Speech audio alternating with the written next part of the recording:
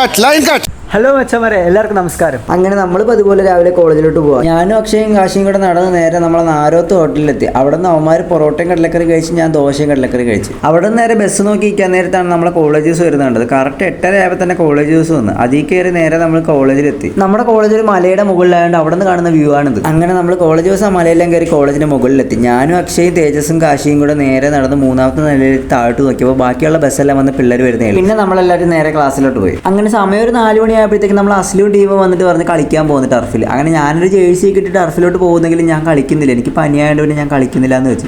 അങ്ങനെ നമ്മളെല്ലാവരും കൂടെ നടന്ന് നേരെ ടർഫിലോട്ട് പോകാം. നമ്മൾ അങ്ങോട്ടും ഇങ്ങോട്ടും 4 പേര് ഊക്കി പോകാൻ നേരത്തെ ഒരു മാമ മീനും മേടിച്ചുകൊണ്ട് പോകണം. കുറച്ച് കഴിഞ്ഞപ്പോഴാണെങ്കിൽ 2 വരെ കാണുന്നില്ല. നോക്കിയപ്പോഴാണ് 10 മിനിറ്റ് നിങ്ങൾ അങ്ങോട്ട് നടക്കുന്നു പറഞ്ഞ് അബ്ബാസ് പോയതാ. പിന്നെ അവനെ കണ്ടില്ല. അങ്ങനെ അബ്ബാസ് ബൈക്കുമായിട്ട് വന്ന് ഞാൻ അവനോട് കയറി നേരെ നമ്മൾ ടർഫിലെത്തി. എത്തിയ വേടനെ കാശി അതിൽ കൂടെ നേരെ ടർഫിൽ കയറി ബാൾ തട്ടാൻ തുടങ്ങി. ഇത്രയും പേര് ഗ്രൗണ്ടിൽ ഇറങ്ങിയപ്പോഴേക്കും നമ്മൾ അസ്ലു വിട്ടിരുന്ന് ബൂട്ട് കിട്ടുന്നേ ഉള്ളൂ. അങ്ങനെ 7s വെച്ച് കളി അങ്ങ് തുടങ്ങി. എനിക്ക് പനിയായതുകൊണ്ട് ഞാൻ കളിച്ചതുമില്ല. നമ്മൾ വിചാരിച്ചത് അവിടെ നല്ല മഴ പെയ്യുമെന്നാണ്. പക്ഷെ മഴയൊന്നും വരില്ല. നല്ല കളിക്കാനൊക്കെ പറ്റിയ കാലാവസ്ഥയായിരുന്നു. പക്ഷെ എനിക്കെന്തോ ഭാഗ്യമില്ലാത്തതുകൊണ്ട് കളിക്കാൻ പറ്റിയില്ല. അങ്ങനെ ഞാൻ കളിയും കണ്ടുപിടിക്കുമ്പോഴാണ് പെട്ടെന്നൊരു കൗണ്ടർ അറ്റാക്ക്. നമ്മളെ സൽമാൻ ബോളും കട്ട് ചെയ്ത് വന്ന് കയറിയ ഒരു ഒറ്റയടി ഗോൾ.